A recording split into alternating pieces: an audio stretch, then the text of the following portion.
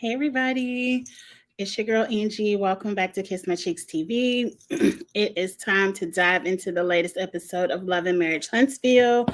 I have a few pages of trusty notes just so I can remember what the episode was about. Look, I think why I get turned off from Love and Marriage Huntsville is because this show is nothing but a huge game of telephone where this set of people will talk trash about people. One person brings it back to somebody else.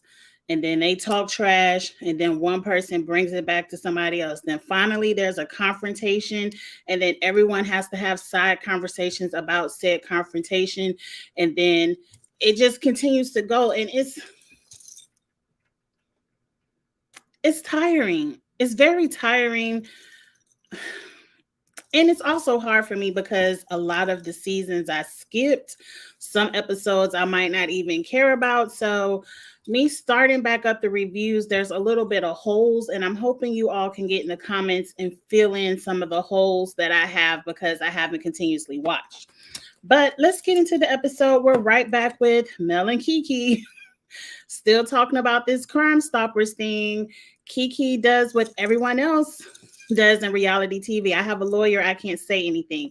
I don't understand why even gather for the conversation if you can't say anything, because that's what we care about. We want to know, is that you in the video? Yes, that's you in the video.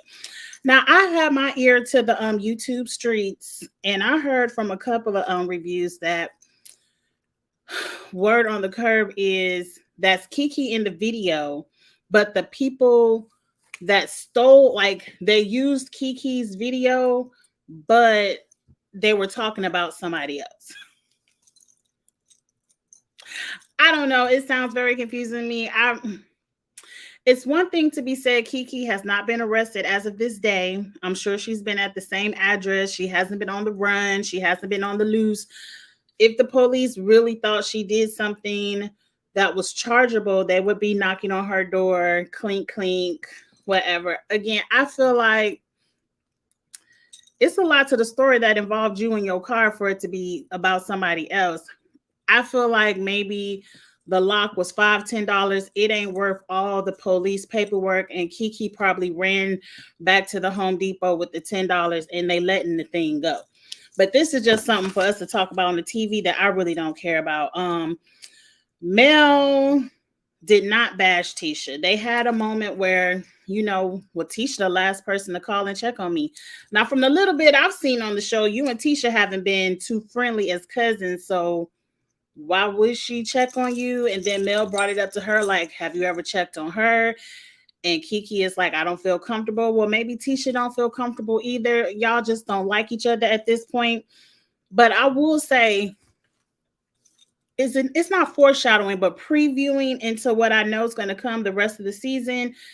Even if me and my cousin don't get along, I'm not going to drag her name through the mud in the streets. Like maybe with family, you know how family will get together and start. But I wouldn't be on national TV dragging her name through the mud with other people, which I know Tisha is going to eventually do. But we'll get to that when we get to it. Melody lets Kiki know she's invited to Tiffany's baby sip and see. Just last week, Tiffany was talking hella shit about Kiki, worried about branding and is she going to bring the group down?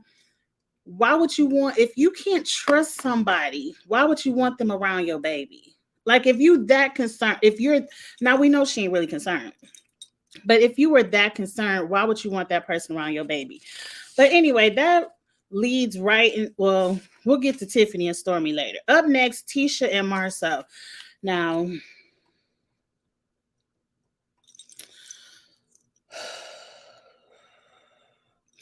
Tisha and Marcel work my nerve. I have a list of reality TV people that I despise. Like when they're on the TV, hatred comes across me. Like I really, based on what I see on TV, because I don't follow none of these people personally, I can't stand Marcel Scott. I don't like anything he represents, anything he stands for. All the words that come out of his mouth make me cringe. So him and Tisha having this conversation, I'm like, y'all are two idiots. Like, let's start it off. Tisha come up to the house. They're renovating. I'm assuming the house that was supposed to be their rental property. I don't even know what's up with their living situation. I ain't gonna even talk about that house in the jungle. Forget that. Tisha says the renovations are coming along nice. The renovations do look nice. What are we gonna do for furniture? What's the budget for the furniture? First, she brings up this deposition that again Marsau can't talk nothing about, so forget that. So Marsau was like, it ain't no budget for the furniture. You know, after we finish the renovations, we're gonna have to get some rent to own furniture. And I'm like, even me, because you know, I'm just a regular middle class type of person. I ain't too rich and I ain't poor. But even me, I'm not going down to the rent center. I can go over to Ashley, Royale, back in Atlanta, Rooms to Go, you know, a nice furniture store, and furnish my house. And yeah, I might not drop down $10,000 on all the furniture, but I can get me a nice little payment arrangement in about 15 months, pay it off interest free. You know, you could do that down to any furniture store. But you telling me you rather go down to the rent center and get some cheap ass, you about to do this totally beautiful renovation on your home, and you're about to go to rent a center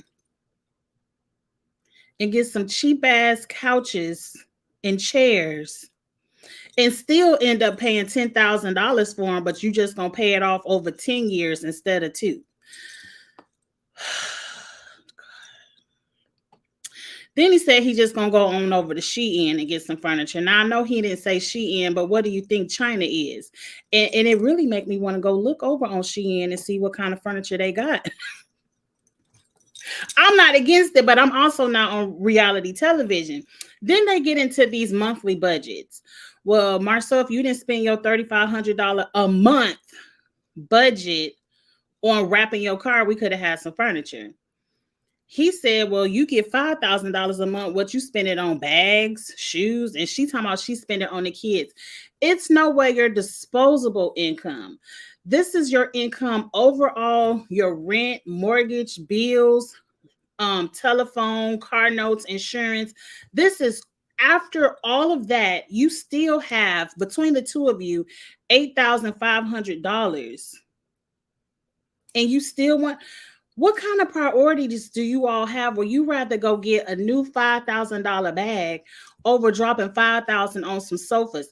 And what happened to the furniture that was in the house that you already had? Like, there's nothing wrong with doing a renovation. But if you can't afford the furniture, just put the furniture you have in storage and put that furniture right back into the house and then do one room at a time. That's what we do. Like, I started with my living room. Then I think I did my son's bedroom. Then I did the master bedroom. Now I'm working on a new dining room table for the kitchen. Then I might flip it back around because my son's room. Like, do one room at a time. You got $5,000 a month. It ain't nothing your children need. Because I've been a football mom, a sports mom, high school, middle school. I know what all the expenses. It ain't $5,000 worth of expenses your children need. They don't need new clothes every month, new shoes every month. Football fees only due once at the beginning of the year. Y'all priorities are all messed up. Now, after we go round and round this conversation, Tisha has to apologize for what I don't know. Then she talking about, well, I don't even care about the furniture. I really just want a new SUV. And he was like, oh yeah, go on ahead and get that.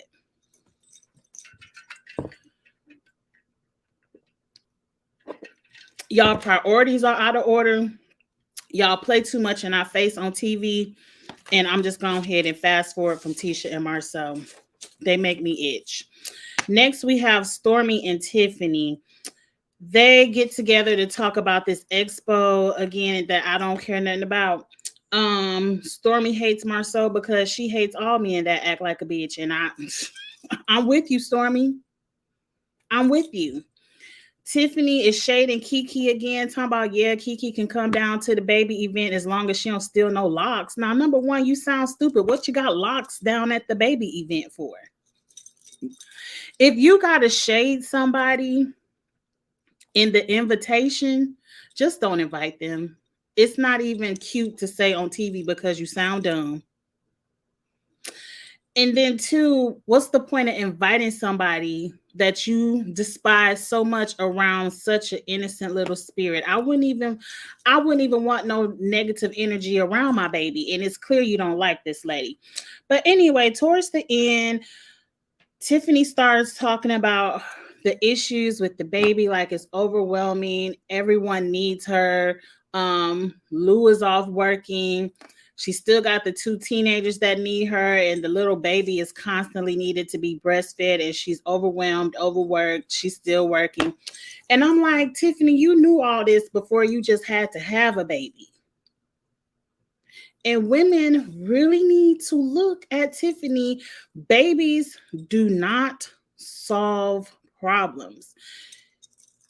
You knew you ain't have time for no baby before you got pregnant. You knew you had 2 teenagers before you got pregnant. You knew you had a husband that loved to work and you loved to work all before you got pregnant. And you knew how much time a baby took, but now that you got one, you want to cry about it. Now, some of it could be postpartum. It is hard with a newborn. I'm sure as the baby gets older, it'll get a little bit better. But it ain't none of my business. That was you and your husband's decision. But moving on, because I don't want to say nothing negative. The baby is cute. Up next, we have the Scotts and the Fletchers. More expo talk. The Fletchers want to know why they weren't invited to speak. They have 29, 30 years of business experience, and they were running Huntsville before Love and Marriage Huntsville was even a television show. Everybody always want to talk about how they run in a city. They want to know, why they weren't asking, Marceau. I don't even know how he has friends. He doesn't know how to talk to people. He would constantly be getting cussed out. But y'all let this man talk to y'all any kind of way. He gonna say, I just thought you were a broker and that was your pretty wife. That's how he thinks about women. That's what he thinks about women, that men are the providers. They make all the money, and the wife is just there to be cute and submissive and to be a side character in the man's story. And y'all ain't even really check him. Y'all checked him in the confessionals, but you ain't say shit to him in his face. And then Nell talking about, I had a daycare for 29 years. I didn't know you had a daycare. How are you friends with this man? How are you friends with this man? So-called going on all these trips, taking pictures of backs, but you don't know what his wife does for a living for 29 years. Huntsville not that big. Ain't none of y'all children run across the daycare. Anyway, what else I put in here? They finally said in the confessionals they really feel like the reason why they don't fool with them openly is because of the relationships they have with the Holtz. They were like, we're friends with the Holtz. You're friends with the Holtz. None of that logic, what Marceau was saying, made any sense to me, because if you didn't invite the Fletchers to speak because of their relationship with the Holtz, why were the Holtz originally a part of the group of people that were going to speak? But Mel said no, because you're not paying her and she get paid for her time, kind of like Kenya. I get paid for my time in my speeches, and Martell ain't got nothing to talk about. It's just flawed. It's so flawed. But anyway, they want to know, again, confessional talk. It's really Mel. We're friends with Mel because y'all are friends with Martell. And I want to know, fill in the blanks for me here. Why is everyone friends with Martell and not Mel? I don't understand what Melody did. I really, I know sometimes she could be a little bit passive aggressive. I've seen her do some shady stuff on this show, but not to the overwhelming sense of I'd rather be friends with Martell than Mel. I don't get it, but hey, it's whatever. They have more conversations about this was a community service event. We weren't paying anybody for any services, which I understand. If it's a community service event, it's a free event. We aren't charging the people to come get this advice, which means if we aren't charging people, we don't have any money coming in to pay people.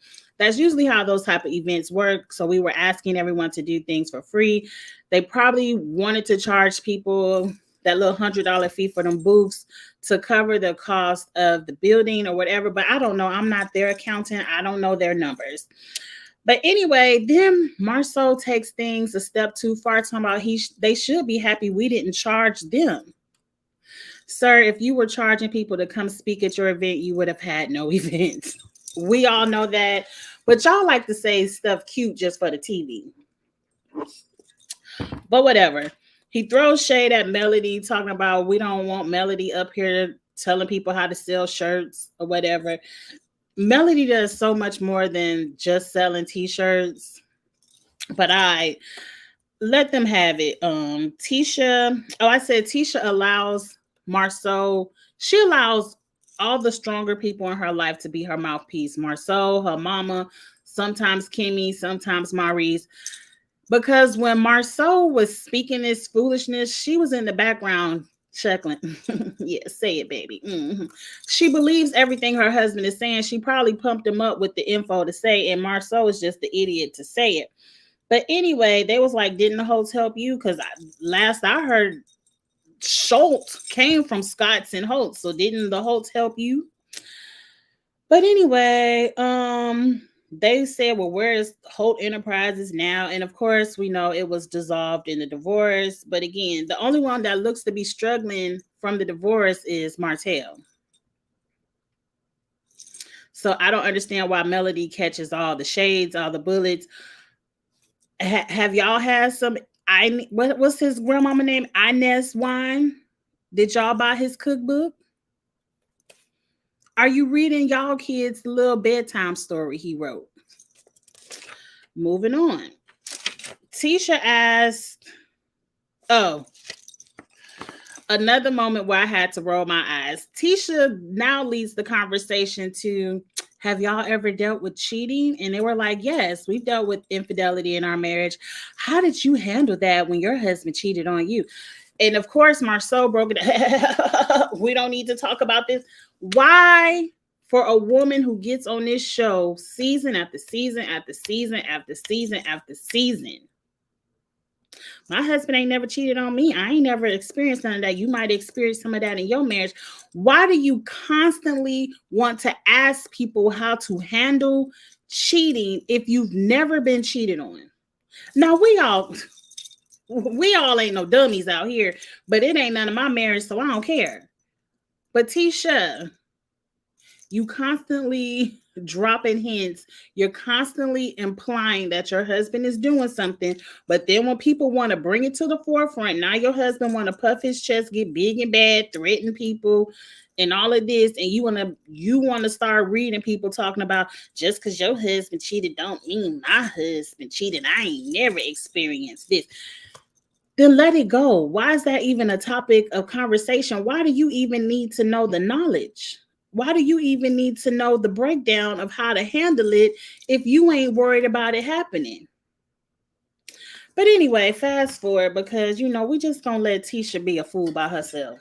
I mean, not really by herself, because her husband a fool too. We just gonna let them look foolish by themselves. Moving on to the last event, which is Tiffany party. Tiffany arrives and absolutely nothing is set up. Now, the lady who owns the little waffle shop, she got the food cooking set up. When a guest come, they can eat. but it ain't no decorations on the table. It ain't no balloon arch set up. It's absolutely nothing is done. And then the lady's talking about, well, we were late because it was pouring down rain and we didn't want to get it wet. And I'm kind of looking. Now, I live in the South. I live in the South, and it could pour down. And 5 minutes later, that sun can come out and drop every speck of water up. And so I'm gonna give them the benefit of the doubt, but it didn't look like it had rained to me. But like I said, I live in the South, I've experienced it. I'm gonna give the people the benefit of the doubt. It was raining. Tiffany ain't check them on it, so it must have rained. She now has her pink gloves out. She's helping put up balloons, gifts, centerpieces, whatever. And here comes Stormy. And she like, Stormy, come get your gloves out. Now, I'm not going to call no names because I love everyone who has ever helped and supported me in events. But I have been to events where I've paid people to come decorate and set up because, one, you pay for that because you want to come and enjoy your event. You don't, like, if I wanted to decorate, I would have just saved my money and I would have put in the work and decorated.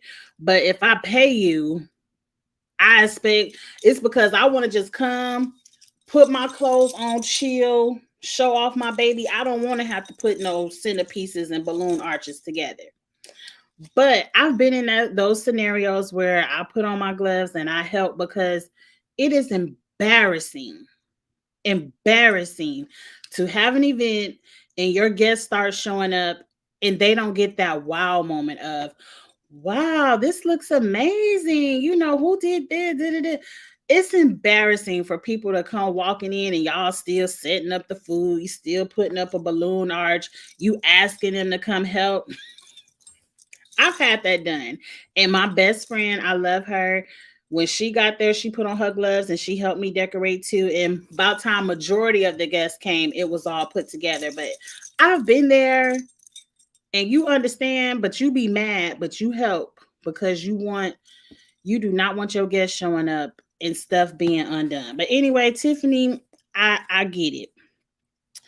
But oh no, the guests are arriving. It's more than just Stormy. Here come Mel. Here come Kimmy.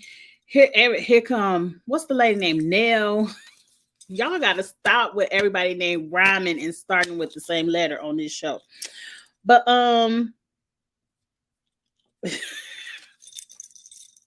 I would have been embarrassed if I was Tiffany because everybody is showing up and it was like, I know we here on time. Whatever. Melody speaks to Stormy and Stormy starts fumbling through her purse. I thought Melody and Stormy were cool. That's another hole in the show I don't get. I don't know why Mel and Stormy fell out, but Melody made sure she spoke because it was another event. I believe it was Destiny's event. And she was like, Mel ain't speak. So now Melody makes sure she speaks to everyone, but they not speaking back. But whatever. They start talking about this $100 at the expo, and I'm fast forwarding. Now we get to the game of telephone. Nell has to tell Mel all of the stuff that Tisha said and Marceau said about them at the little dinner. And Melody brings up, well, doesn't Black sell t-shirts? Doesn't Tisha sell a mug that sells the blueprint? Isn't Tisha also selling baby skincare or hair care products at the Melody had the little one, the baby? What's the little baby nickname? I don't forgot the little baby nickname, but she's so cute. She had her face on some hair care, skincare products. So it does seem like Tisha is always copying off of Mel, but it's tragic when Mel does it. But when Tisha does it, she's such a businesswoman. She has 50 master's degrees, but still sounds like a fool. Mel is gonna confront Marceau next week, and I agree. Stop talking to Tisha because she an idiot. Go straight to the source and cuss Marceau out. They talk about the expo some more. I don't care. They figure out only. Oh, Nell tells her only Stormy and Maurice were the only ones that they wanted to speak because they've been in the business. Look, I don't want to run down because I don't care who been in the business the longest out there in Huntsville. I don't care. I really don't want to talk about this expo anymore. Mel finally puts the tea out there that she don't want to share the stage with business owners who are being sued for over $5 million for fraud. And I said, not fraud. What kind of fraud? I don't know what these reality people need to learn. How many of y'all got to go to jail? How many of y'all got to be sued over fraud? If you can't really live it the way you fronting it, go ahead and rent your furniture, but don't go to jail for fraud. Just rent your furniture. I'm not going to judge. Now, I'm also not going to rent any furniture. I'm going to get a little payment plan. But maybe that's what they meant. Because I can't imagine them running down to the nearest rent-to-own place to furnish this brand new house over just running down to Rooms to Go and paying the shit off in 2 years interest free. I just can't imagine them doing that. But whatever. Next week seems to be good. Now, the hot topic around the streets is Melody got some kind of honorary doctorate degree. I didn't even care enough to look at the caption to figure out where the degree, what school it was from. I don't care. Mel was honored. Congratulations. And I agree with Mel because for whatever reason, Simone from Ready to Love was like, I've been to all the doctorate classes and I'm going to start calling myself a doctor too. But Simone, if you've been to all the doctorate classes, why don't you have your doctorate degree so we can call you a doctor? Why are you worried about the honorary? Just go ahead and graduate with your doctorate and you ain't got to worry about who's being honored. People get honored, celebrities, whether you like them or not, if you think they high class enough or not, get honored with these degrees left and right. And nobody says anything. We don't care. We just congratulate them and move on with our day-to-day lives. But Simone wanted to, put it out there that she been studying for hers and I guess she ain't got it. So she gonna start calling herself a doctor too. Mel felt that bullet, so she shot it back out and let her know, look, you could have just said congratulations. You ain't have to shade me, but that's why your ex-fiance been in my DMs. And I said, ooh.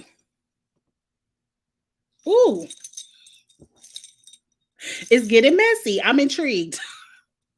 I love a good Twitter mess. Next thing you know, I'm paraphrasing because I don't care enough to go back and find these clips and show it to you. If you've been on Twitter or Instagram, you've seen them.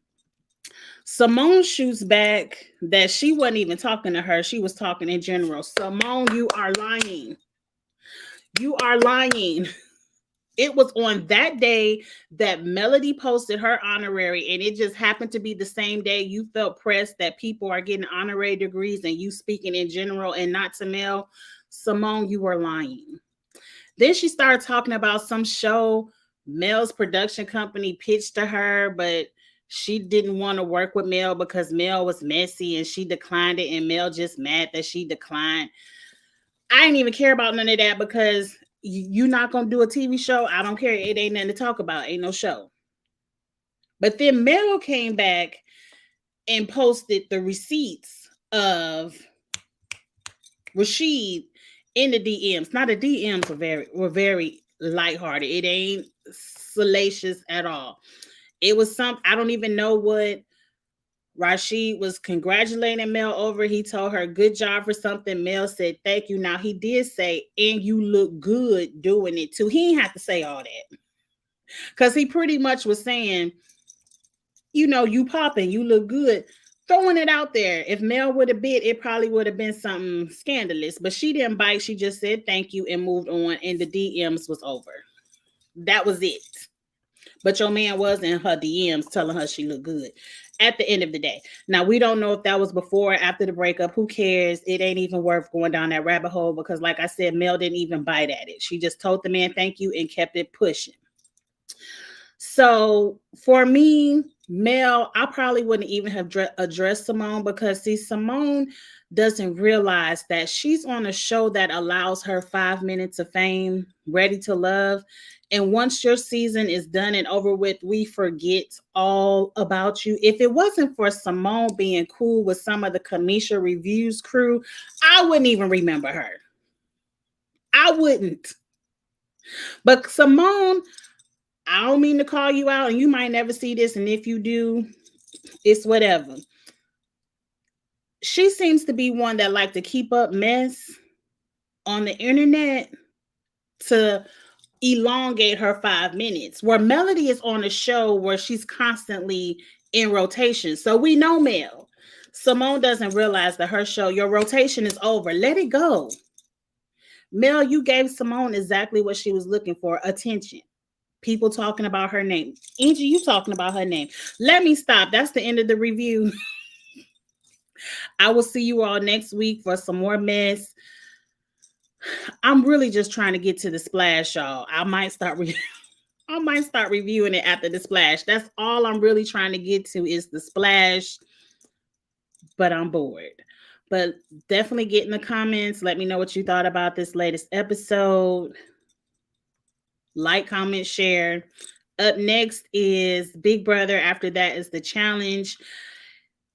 And then I have a meeting. I have to log off for the night. So please like, comment, share, subscribe, all of that good stuff. And I'll holler at y'all later. Bye.